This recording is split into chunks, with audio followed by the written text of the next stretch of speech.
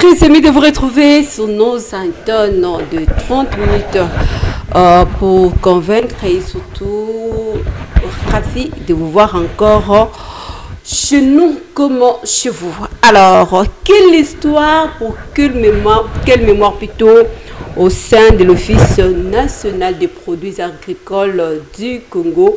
Une question posée, les détails tout de suite avec notre invité, analyste politique Ezekiel Sekelai. C'est avec lui que nous allons juste décortiquer tout autour des enjeux et dangers de l'ère qui se présente à ciel ouvert dans la République démocratique du Congo. Dans 30 minutes pour convaincre. Ezekiel, bonjour.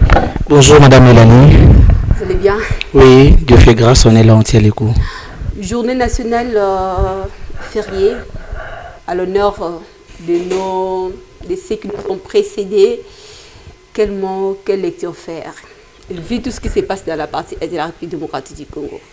Je commencerai d'abord par me consterner et présenter mes sincères condoléances aux familles qui ont vu le leur être arraché si précipitamment.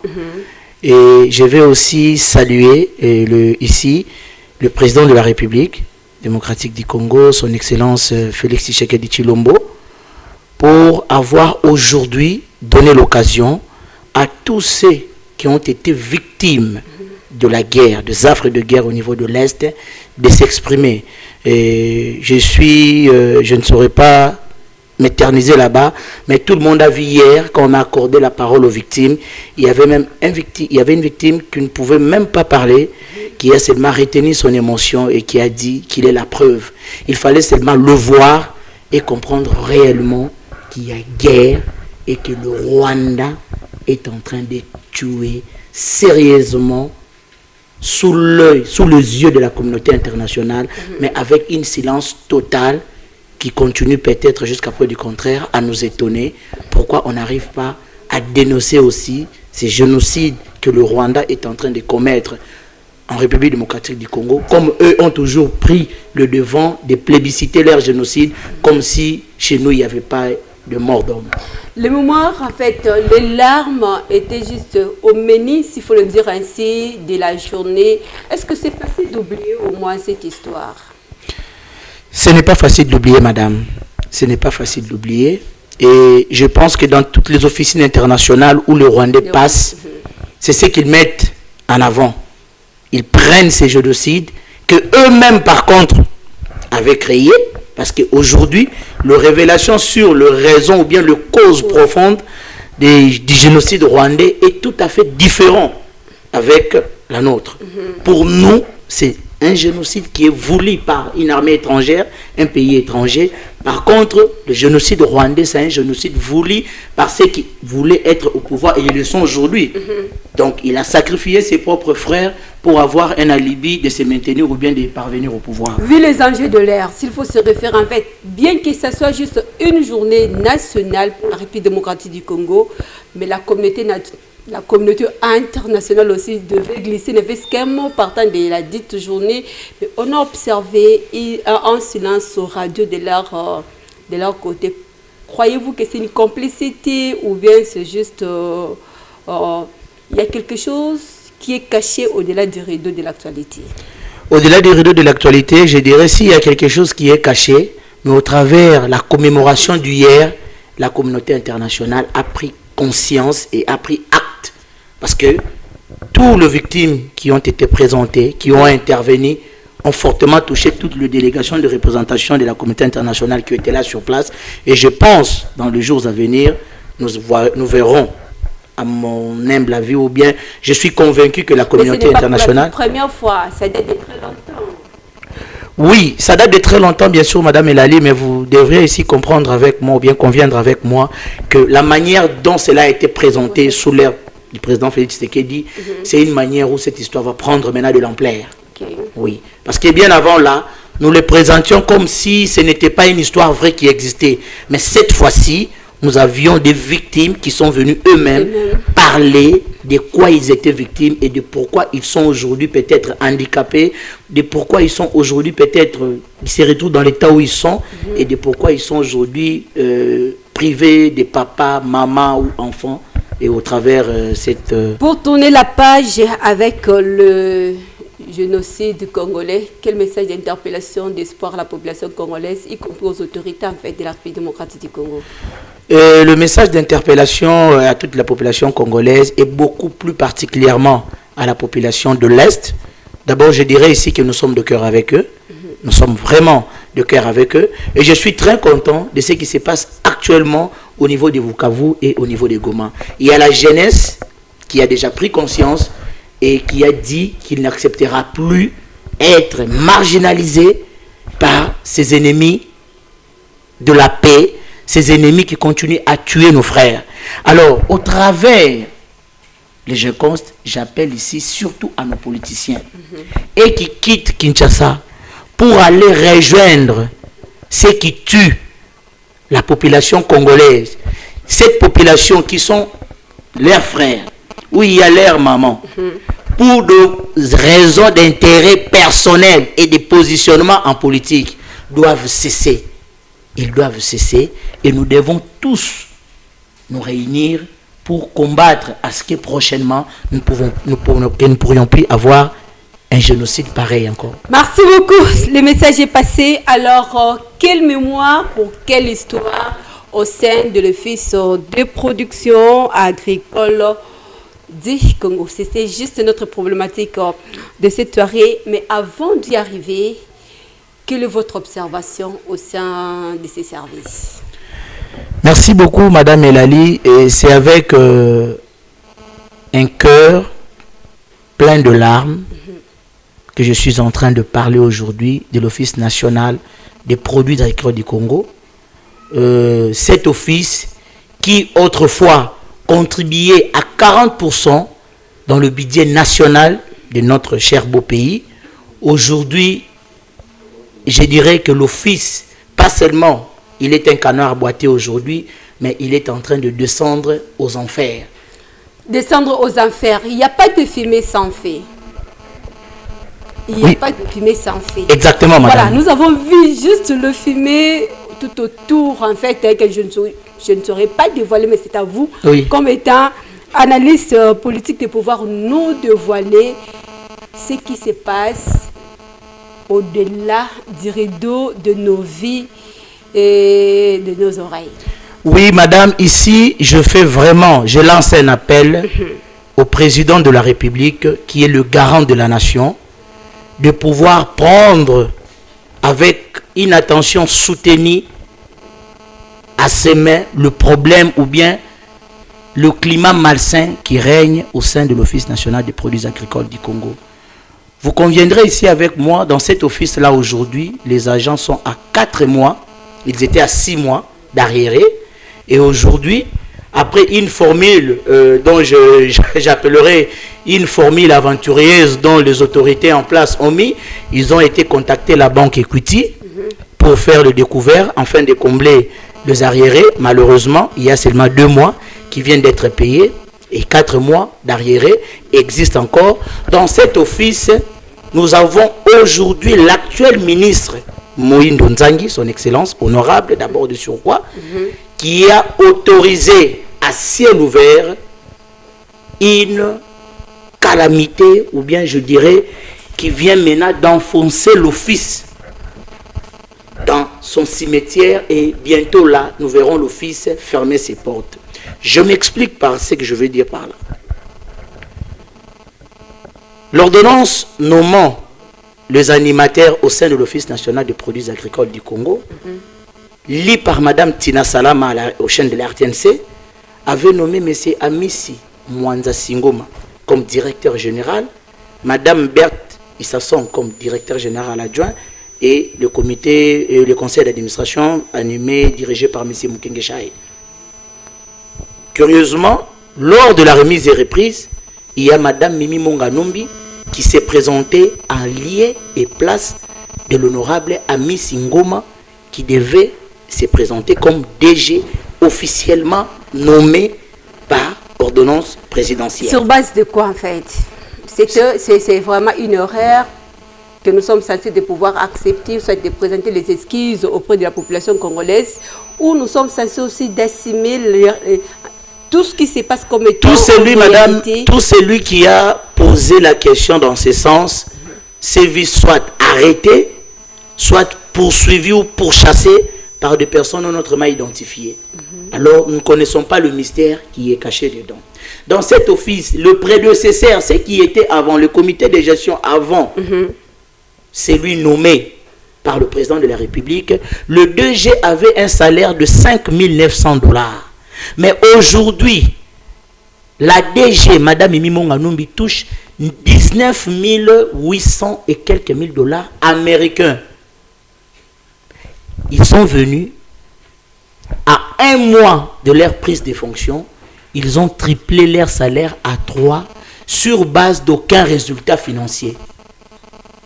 Vous arrivez dans une entreprise, canard boité de surcroît, vous triplez vos salaires de 3 fois, vous avez 19 000, pendant qu'un directeur de cette entreprise touche moins de 1 000 $ américains. Je veux juste, je souhaiterais quand même rappeler à tous ceux qui nous suivent, moi, la mission que ONAPAC est censé juste d'accomplir sur le sol congolais.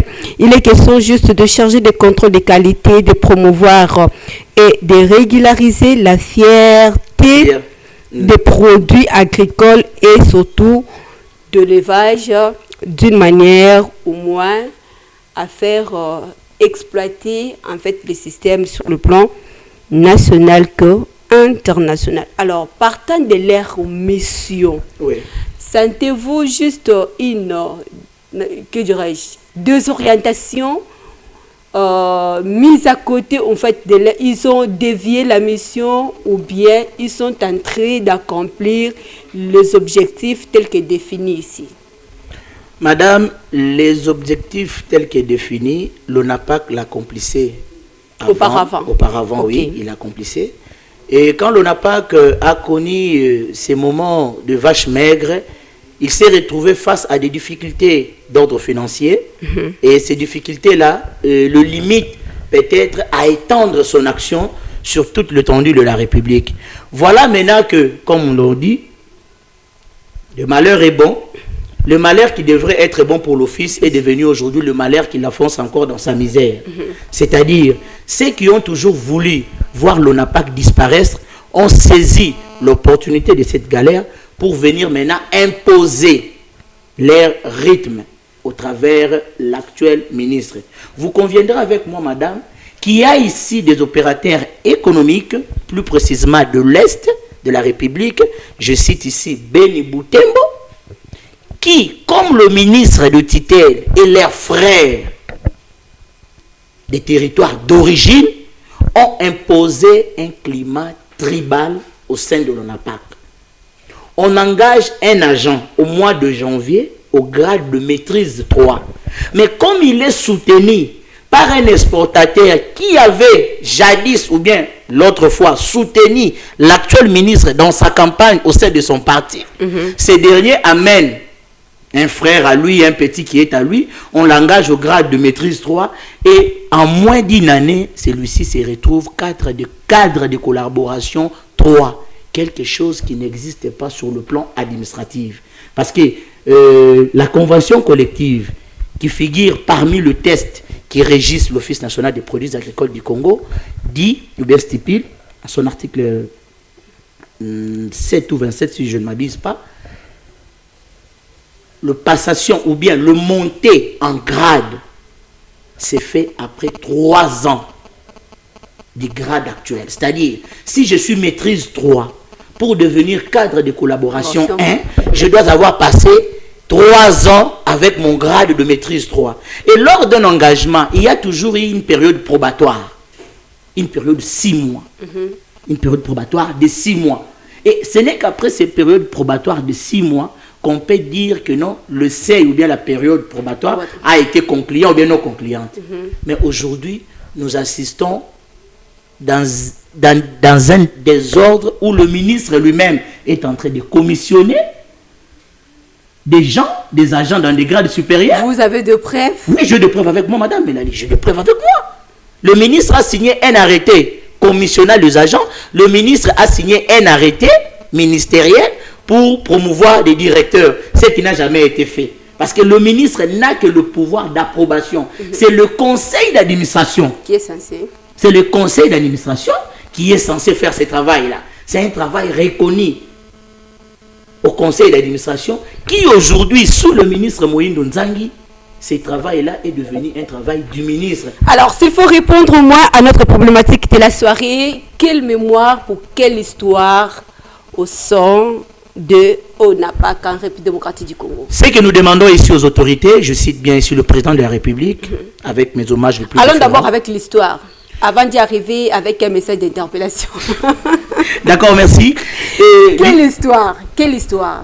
l'histoire ici, Pour nos futurs enfants, quelle histoire d'honneur sur le plan international comme sur le plan national?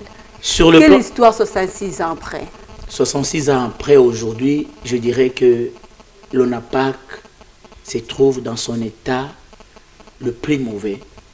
Jadis, l'ONAPAC était ce grenier de l'agriculture congolaise, comme je venais tantôt de le dire, de l'énoncer au début, qui contribuait au terme de 40% sur le budget national. L'ONAPAC était ce grenier qui vendait l'image d'Isaïr de la RDC à l'époque sur le plan international. Ok. À Mombasa, il y avait un bureau où l'ONAPAC était en train de contrôler toutes les exportations de produits agricoles sous sa tutelle vers l'Europe. Je cite ici le café, le cacao, les VA, la quinquina, les totakina. Toutes ces histoires-là, la vanille était contrôlée par l'office. Et ça faisait la fierté.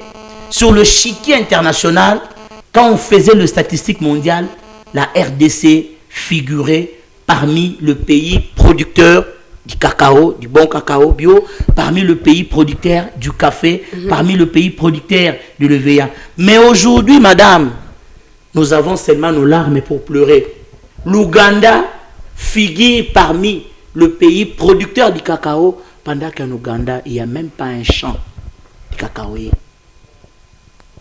Pourquoi?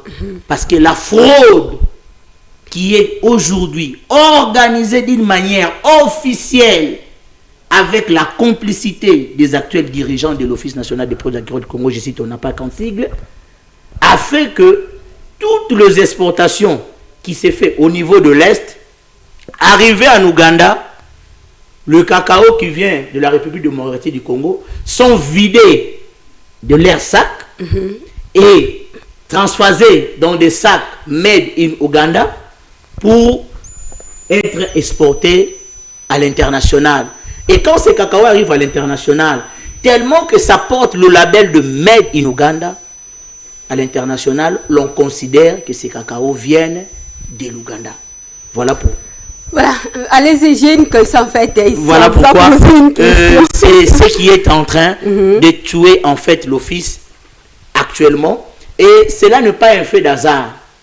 Cela est dit. Donc il n'y a pas de modernisation en fait, il n'y a pas d'épanouissement, il n'y a rien. Ne reconnaissez-vous pas les efforts en fait? Non, madame, pour que l'ONAPAC puisse revêtir encore sa plus belle robe d'attente, il nous faut de personnes ou bien des animateurs qualifiés. Vous suggérez que les changements puissent s'intégrer en fait?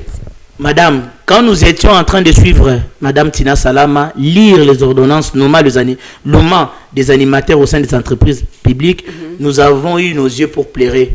Parce qu'aujourd'hui, si vous descendez à l'ONAPAC, le souhait, le vœu le plus ardent, le souci le plus profond de tous les agents au travers de la République démocratique du Congo, c'est de voir un changement intervenir le plus rapidement que possible à la tête de l'Office national du produit agricole du Congo. En commençant par le conseil d'administration et le comité de gestion.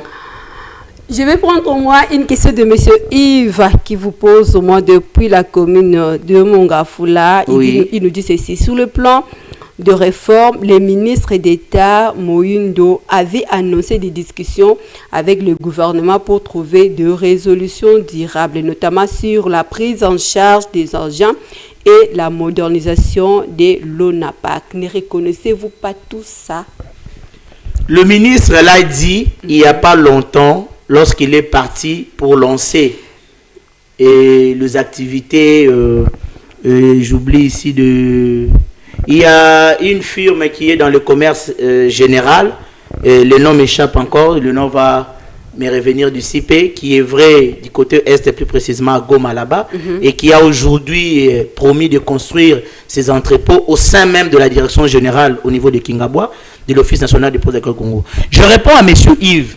Monsieur Yves, j'ai bel et bien suivi les interventions de son Excellence, Monsieur le ministre d'État, ministre de l'Agriculture, Moïse Nzangi.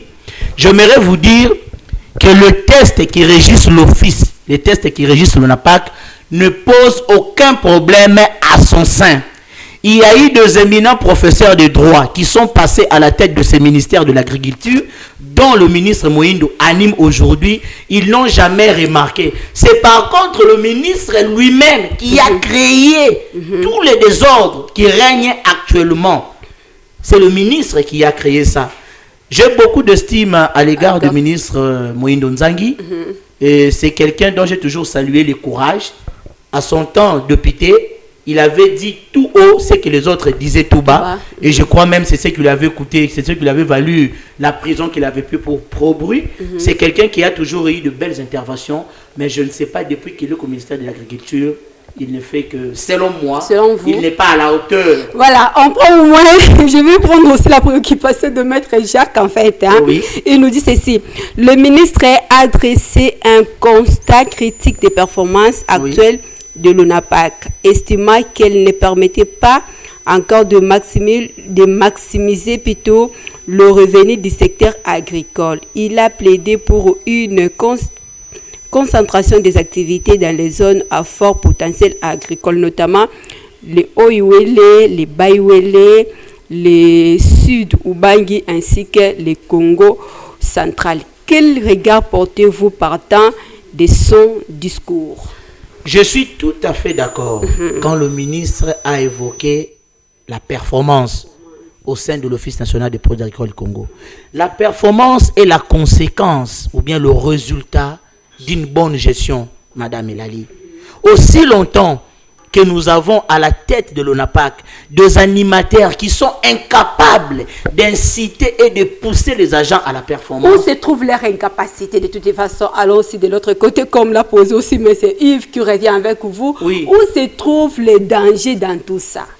Le danger dans tout ça se trouve, je commence d'abord par les social des agents. Okay. Les travailleurs ne peuvent donner le meilleur d'eux que si socialement ils sont bien entretenus. Quand je parle du social, je vois le salaire. Madame Elali, je vais choquer M. Yves pour lui dire que jusqu'à preuve du contraire, à l'Office national des produits agricoles du Congo, c'est le SMIC de 3500 francs qui est payé.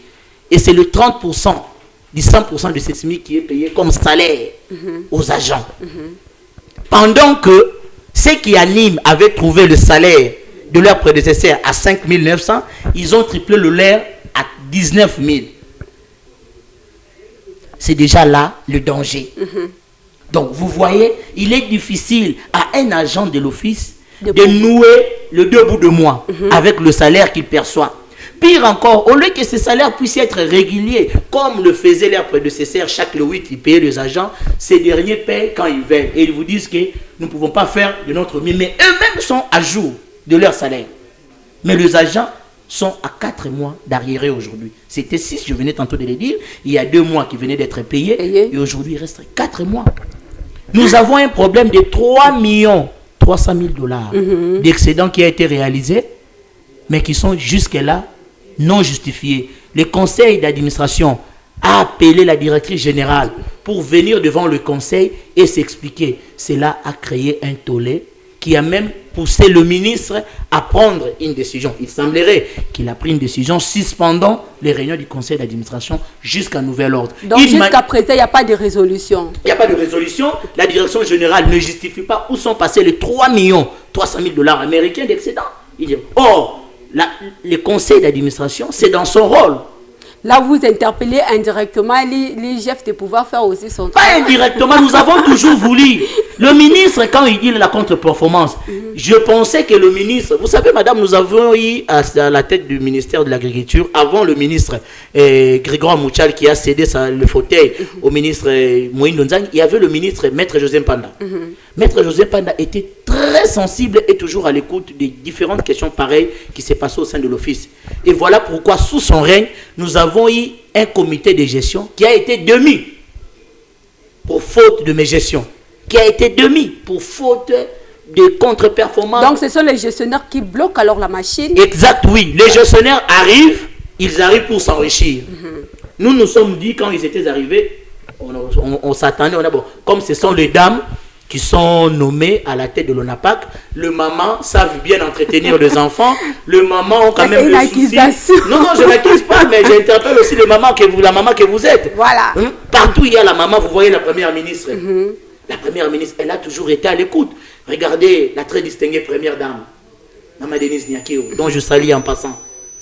Le fruit, le zèvre parle. Aujourd'hui, nous avons l'ONA. Même un enfant qui avait perdu espoir étudie aujourd'hui et il peut aussi faire l'université au travers de la fondation. Mais c'est différent ce que nous vivons. Donc nous avons des mamans qui préfèrent manger chaque jour et leurs enfants être en retard, arriérés de la nourriture. Voilà, nous avons parlé au moins de quelle histoire. Alors on va chiter avec quelle mémoire pour évoquer au moins, soit pour préconiser le défi que l'ONAPAC est censé de pouvoir apporter d'ici la fin de cette année. Le président de la République a toujours lancé un slogan, la revanche du sol sur les sous-sols. C'est ça le défi que l'ONAPAC doit relever. Aujourd'hui, tout le monde parle de l'or au niveau de l'Est, à Nitouri. Aujourd'hui, tout le monde parle de cobalt, de zinc, de cuivre au niveau du Katanga. Mais les gens oublient que la RDC est un grenier de l'agriculture mondiale. Si je peux m'exagérer de dire ça. C'est un grenier, nous avons tout. Nous avons plus de 80 millions de sols de terre arables. Là, c'est dans les dires et non dans les faire. Non, mais dans le faire... C'est la pratique qui compte plus. Voilà, madame. Que les discours. Voilà, madame. Voilà pourquoi il faut, à la tête de cet office, de gens qui vont quitter les discours et qui vont passer à l'action. À quel sein faut-il se confier? Voilà. Le sein auquel nous devons nous confier, c'est le président de la République, qui est le garant de la nation. Je sais qu'il y a plusieurs revendications, Madame Elali. Je reviendrai encore dans les jours qui viennent. Dans les jours qui viennent, parce qu'aujourd'hui, peut-être le temps nous a fait défaut. Mais avec tout le soubassement de preuves, j'en ai ici avec moi, pour voir qu'il y a eu des correspondances de retraités, des gens qui ont travaillé 40 ans, 50 ans de service, mais qui meurent sans toucher le 50 fois de l'ère des comptes finaux. Voilà, s'il faut répondre au moins à la préoccupation de M. Serveur qui veut juste savoir quelle est la place qu'occupe l'agriculture en RDC. La place qu'occupe l'agriculture en RDC, je dirais que l'agriculture est vaste et peut-être moi, je me limiterai seulement à lui dire que l'agriculture en RDC aujourd'hui, selon la vision du chef de l'État, occupe une place primordiale. Je ne saurais pas classifier pour dire que première, deuxième classe, mais l'agriculture occupe aujourd'hui, selon la vision du président de la République, une place primordiale où le président accorde, je ne sais pas si vous avez suivi, le président a ordonné à ce qu'il y ait un audit au niveau du ministère de l'Agriculture. Après la réunion, après le conseil de ministres qui s'est tenu à Kanyamaka CC, le président a ordonné, a demandé au gouvernement de diligenter d'urgence un audit au sein du ministère de l'Agriculture. Jusque-là, nous ignorons encore le raison ou bien le bien fondé, les raisons qui ont poussé à ce que le président de la République prenne une telle décision. Donc nous attendons voir les jours à venir la mission d'audit qui sera diligentée au sein du ministère de l'Agriculture et voir quelles seront les retombées. Et dans cette même ordre d'idée, ici j'invite aussi le ministre d'État, le ministre de l'Agriculture, de pouvoir aussi diligenter un audit au sein de l'Office national des produits agricoles du Congo. Parce que le ministre est accusé d'être de mèche avec le comité de gestion. Parce que quand il y a des ordres, il y a même eu grogne. Les agents ont brûlé de pneus, madame. Il y a des vidéos qui avaient fait la tollée, qui avaient fait la une sur la toile. Les agents ont brûlé. Et la DGA a ordonné à son garde du corps de tirer. Pourquoi? Parce qu'elle est de l'UDPS, secrétaire national exécutif. Pourquoi? Parce qu'elle promet aux gens, tout celui qui se mettra sur son chemin. Moi, je parle avec les conseillers spéciaux du chef de l'État. Moi, je parle avec tel. Trafic d'influence. Oubliez que le trafic d'influence est un délit, c'est une infraction, puni dans le code pénal de la RDC.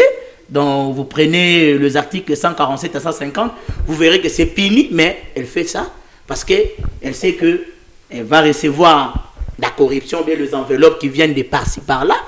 Elle va aller à la justice pour faire traquer. Donc, les gens vivent sous un climat malsain au sein de l'Office national du Congo. Ou de l'Office national du Congo. On n'a pas.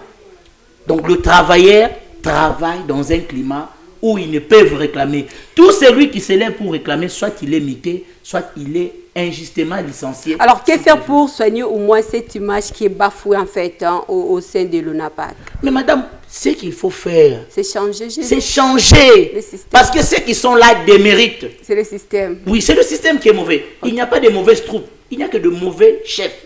Ceux qui dirigent actuellement ne méritent plus. Même le partenaire